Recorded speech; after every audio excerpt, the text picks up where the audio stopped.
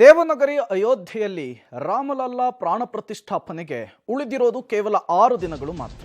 ರಾಜ್ಯಕ್ಕೂ ರಾಮನೂರು ಅಯೋಧ್ಯೆಗೂ ಇರುವಂತಹ ನಂಟು ನಿಮಗೆ ಗೊತ್ತಿರುವಂಥದ್ದೇ. ಮತ್ತೊಂದು ವಿಶೇಷತೆಗೆ ಈ ಬಾರಿ ರಾಜ್ಯ ಸಾಕ್ಷಿ ಆಗ್ತಾ ಇದೆ. ಅದು ಧರ್ಮಸ್ಥಳ ಕ್ಷೇತ್ರದಿಂದ ಅಯೋಧ್ಯೆಗೆ ಪೂಜಾ ಪರಿಕರಗಳನ್ನು ರವಾನೆ ಮಾಡಲಾಗ್ತಾ ಇದೆ. ಪೇಜಾವರ ಶ್ರೀಗಳಿಗೆ ಹರ್ಷೇಂದ್ರ ಹೆಗಡೆ ಅವರು ಪೂಜಾ ಪರಿಕರಗಳನ್ನು ಹಸ್ತಾಂತರಿಸುವಂತಹ ಕೆಲಸವನ್ನು ಮಾಡಿದ್ದಾರೆ. ಧರ್ಮಸ್ಥಳದಿಂದ ಕೊಡುಗೆಯ ರೂಪದಲ್ಲಿ ಈ ಪರಿಕರಗಳನ್ನು ಪೇಜಾವರ ಶ್ರೀಗಳ ಮೂಲಕ ಅಯೋಧ್ಯೆಗೆ ತಲುಪಿಸುವಂತಹ ಕೆಲಸ ಆಗಿದೆ. ಬಾಲರಾಮನ ಅಭಿಷೇಕ ಪೂಜೆಗೆ ಈ ಪೂಜಾ ಸಾಮಗ್ರಿಗಳನ್ನು ಅಥವಾ ಪೂಜಾ ಪರಿಕರಗಳನ್ನು ಬಳಕೆ ಮಾಡಿಕೊಳ್ಳಲಾಗುತ್ತೆ. ಈ ಮೂಲಕ ರಾಮನೂರು ಅಯೋಧ್ಯೆಗೆ, ರಾಮ ಮಂದಿರಕ್ಕೆ ಮತ್ತೊಂದು ಕೊಡುಗೆಯನ್ನು ರಾಜ್ಯದಿಂದ ಕೊಟ್ಟಂತಾಗಿದೆ. ಈಗಾಗಲೇ ಹಲವು ರೀತಿಯ ಕೊಡುಗೆಗಳನ್ನು ಕರ್ನಾಟಕ ಕೊಟ್ಟಿದೆ ರಾಮ ಮಂದಿರಕ್ಕೆ. ಕರಸೇವಕರು ಕೂಡ ದೊಡ್ಡ ಮಟ್ಟದಲ್ಲಿ ಅಭಿಯಾನವನ್ನು ಕೂಡ ಮಾಡಿದ್ರು. ನೀವು ಕೂಡ ಫೋಟೋವನ್ನು ಗಮನಿಸ್ತಾ ಇದ್ದೀರಿ. ಪೇಜಾವರ ಶ್ರೀಗಳಿಗೆ ಹರ್ಷೇಂದ್ರ ಹೆಗಡೆ ಅವರು ಪೂಜಾ ಪರಿಕರಗಳನ್ನು ಹಸ್ತಾಂತರಿಸ್ತಾ ಇರುವಂತಹ ವಿಜುವಲ್ಸನ್ನು ಗಮನಿಸ್ತಾ ಇದ್ದೀರಿ. ಈ ಮೂಲಕ ಜನವರಿ 22ರಂದು ರಾಮನಿಗೆ ಪ್ರಾಣ ಪ್ರತಿಷ್ಠಾಪನೆ ಆಗುತ್ತಲ್ಲ, ರಾಮಲಲ್ಲಾ ಪ್ರಾಣ ಪ್ರತಿಷ್ಠಾಪನೆಯ ಸಂದರ್ಭದಲ್ಲಿ ಈ ಪೂಜಾ ಪರಿಕರಗಳನ್ನು ಬಳಕೆ ಮಾಡಲಾಗುತ್ತೆ. ಈ ಮೂಲಕ ರಾಜ್ಯ ರಾಮ ಮಂದಿರಕ್ಕೆ, ರಾಮ ಮಂದಿರದ 22ನೇ ತಾರೀಕು ನಡೀತಾ ಇರುವಂತಹ ಪೂಜೆಗೆ ಮತ್ತೊಂದು ಕಾಣಿಕೆಯನ್ನು ಕೊಟ್ಟಿರುವಂತಹದ್ದು. ಅದು ಧರ್ಮಸ್ಥಳದಿಂದ ಹೋಗಿರೋದು ಮತ್ತೊಂದು ವಿಶೇಷವಾಗಿರುವಂತಹ ಸಂಗತಿ. ಸೋಮಶೇಖರ ತನ್ನ ಭಾಮೆಗೆ ಹೇಳಿದ ಮಂತ್ರ ಅಂತ ಹೇಳಿಕೊಂಡು ದಾಸರು ಹಾಡೋದನ್ನು ಕಾಣ್ತಾ ಇದ್ದೇವೆ. ಅದೇ ರೀತಿ ರುದ್ರದೇವರ ಮಾತು, ರಾಮ ರಾಮೇತಿ ರಾಮೇತಿ ರಮೇ ರಾಮೇ ಮನೋರಮೆ ಸಹಸ್ರನಾಮ ತತ್ತುಲ್ಯಂ ರಾಮನಾಮ ವರಾನನೆ ವರಾನನೆ ಅಂತ ಹೇಳಿಕೊಂಡು ತಮ್ಮ ಸತೀದೇವಿಯನ್ನು, ಪತ್ನಿಯನ್ನು ಸಂಬೋಧಿಸಿ ಹೇಳ್ತಾ ಇದ್ದಾರೆ. ರಾಮ ಮಂತ್ರ ನಿತ್ಯ ಜಪಿಸಬೇಕು. ವಿಷ್ಣು ಒಂದು ಬಾರಿ ರಾಮನಾಮವನ್ನು ಜಪಿಸಬೇಕು ಅಂತಂದ್ರೆ ವಿಷ್ಣು ಸಹಸ್ರನಾಮವನ್ನು ಜಪಿಸಿದಷ್ಟು ಫಲ ಅಂತ ಹೇಳಿಕೊಂಡು ರಾಮ ಮಂತ್ರವನ್ನು ಜಪಿಸೋ ಸೋಮಶೇಖರ ತನ್ನ ಭಾಮೆಗೆ ಹೇಳಿದ ಮಂತ್ರ ಅಂತ ಹೇಳಿಕೊಂಡು ದಾಸರು ಹಾಡೋದನ್ನು ಕಾಣ್ತಾ ಇದ್ದೇವೆ. ಅದೇ ರೀತಿ ರುದ್ರದೇವರ ಮಾತು, ರಾಮ ರಾಮೇತಿ ರಾಮೇತಿ ರಮೇ ರಾಮೇ ಮನೋರಮೆ ಸಹಸ್ರನಾಮ ತತ್ತುಲ್ಯಂ ರಾಮನಾಮ ವರಾನನೆ ವರಾನನೆ ಅಂತ ಹೇಳಿಕೊಂಡು ತಮ್ಮ ಸತೀದೇವಿಯನ್ನು, ಪತ್ನಿಯನ್ನು ಸಂಬೋಧಿಸಿ ಹೇಳ್ತಾ ಇದ್ದಾರೆ. ರಾಮ ಮಂತ್ರ ನಿತ್ಯ ಜಪಿಸಬೇಕು. ವಿಷ್ಣು ಒಂದು ಬಾರಿ ರಾಮನಾಮವನ್ನು ಜಪಿಸಬೇಕು ಅಂತಂದ್ರೆ ವಿಷ್ಣು ಸಹಸ್ರ. ರಾಮ ಮಂದಿರಕ್ಕೆ ಕರ್ನಾಟಕದ ಕೊಡುಗೆ ಬಹಳ ಅಪಾರ ಮತ್ತು ದೊಡ್ಡ ಮಟ್ಟದಲ್ಲಿರುವಂಥದ್ದು.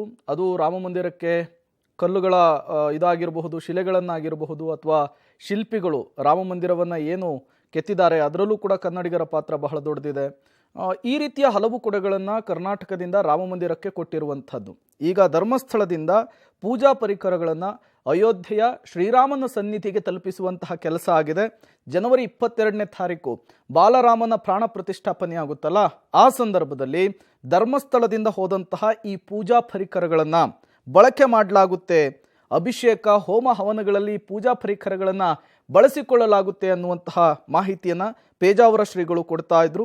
ಪೇಜಾವರ ಶ್ರೀಗಳಿಗೆ ಹರ್ಷೇಂದ್ರ ಹೆಗಡೆ ಅವರು ಈ ಪೂಜಾ ಪರಿಕರಗಳನ್ನು ಹಸ್ತಾಂತರಿಸುವಂತಹ ಕೆಲಸವನ್ನು ಮಾಡಿದ್ದಾರೆ.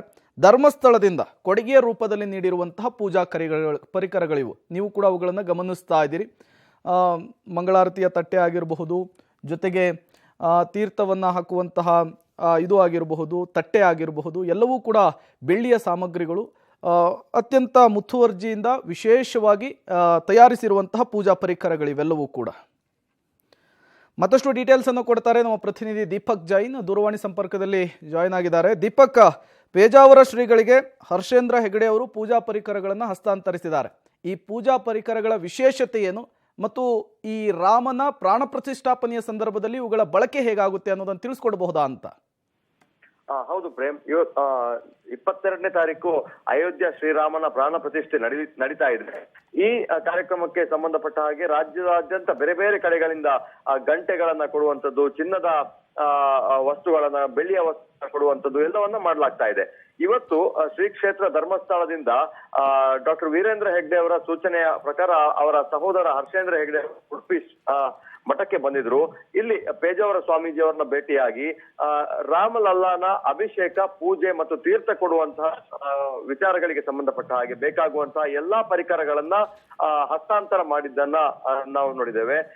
ಇಲ್ಲಿ ಧರ್ಮಸ್ಥಳದಲ್ಲಿ ಪೂಜೆ ಮಾಡುವಂತಹ ಪ್ರಧಾನ ಅರ್ಚಕರು ಕೂಡ ಈ ಸಂದರ್ಭದಲ್ಲಿ ಇದ್ರು. ಅಂದ್ರೆ ರಾಮನ ಮೂರ್ತಿಗೆ ಬೆಳ್ಳಿ ಸಹಿತವಾದ ಶಂಖ ಇದೆ. ಆ ಶಂಖದ ಮೂಲಕ ಅಭಿಷೇಕವನ್ನ ಮಾಡುವಂತದ್ದು ಮತ್ತು ದೀಪವನ್ನ ಬೆಳಗೋದು, ಆರತಿ ಎತ್ತುವುದು ಮತ್ತು ಅಭಿಷೇಕ ಮತ್ತು ಪೂಜೆಗಳಿಗೆ ಬಳಸುವಂತಹ ಬೆಳ್ಳಿಯ ಎಲ್ಲಾ ಸಾಮಗ್ರಿಗಳು, ಆರತಿ ತಟ್ಟೆ ಆಗಿರ್ಬೋದು ಅಥವಾ ಬೆಳ್ಳಿ ಗಿಂಡೆ ಅಥವಾ ಬೆಳ್ಳಿಯ ವಸ್ತುಗಳು ಎಲ್ಲವನ್ನ ಕೂಡ ಅಳೆದು ತೂಗಿ ಅದು ಉಪಯೋಗಕ್ಕೆ ಬರುವ ರೀತಿಯಲ್ಲಿ ಮಾತ್ರ, ಅಂದ್ರೆ ಬೇರೆ ಬೇರೆ ಕಡೆಯಲ್ಲಿ ಭಕ್ತರು ತಮ್ಮ ಶಕ್ತಿಯ ಅನುಸಾರವನ್ನ ಕೊಡ್ತಾರೆ. ಆದ್ರೆ ಈ ಧರ್ಮಸ್ಥಳಂತಹ ಎಲ್ಲಾ ಬೆಳ್ಳಿಯ ಪಾತ್ರೆಗಳು ಅದು ಪೂಜೆಯ ಉಪಯೋಗಕ್ಕೆ ಬರಬೇಕು ಅನ್ನುವಂತಹ ಹಿನ್ನೆಲೆಯಲ್ಲಿ ಕೊಟ್ಟಿರುವಂತದ್ದು ಅನ್ನೋ ಮಾತುಗಳನ್ನ ಇಲ್ಲಿ ಸ್ವಾಮೀಜಿ ಅವರು ಮತ್ತು ಹರ್ಷೇಂದ್ರ ಹೆಗಡೆ ಅವರು ತಿಳಿಸಿರುವಂತದ್ದು. ಇವತ್ತೇ ಪೇಜಾವರ ಸ್ವಾಮೀಜಿ ಅವರು ಅಹಮದಾಬಾದ್ ನ ಮೂಲಕ ಅಯೋಧ್ಯೆಗೆ ಹೋಗ್ತಾರೆ. ಈ ಸಂದರ್ಭದಲ್ಲಿ ಸ್ವತಃ ಅವರೇ ಈ ಎಲ್ಲಾ ವಸ್ತುಗಳನ್ನ ರಾಮಲಲ್ಲಾನ ಸ್ಥಾನಕ್ಕೆ ಅದನ್ನ ತೆಗೆದುಕೊಂಡು ಹೋಗುವಂತದ್ದು ಮತ್ತು ಅದನ್ನ ಬಳಕೆ ಮಾಡುವಂತ ಆಶ್ವಾಸನೆಯನ್ನ ಕೊಟ್ಟಿದ್ದಾರೆ. ಹಾಗಾಗಿ ರಾಜ್ಯದ ಬೇರೆ ಬೇರೆ ಕಡೆಯಿಂದ ಪೂಜೆ ಪುನಸ್ಕಾರಗಳಿಗೆ ಬೇಕಾದಂತಹ ಬೇರೆ ಬೇರೆ ಪರಿಕರಗಳು ಹೋಗ್ತಾ ಇದೆ ಧರ್ಮಸ್ಥಳದಿಂದ. Okay, thank you Deepak Jain ತಮ್ಮೆಲ್ಲ ಮಾಹಿತಿಗಾಗಿ.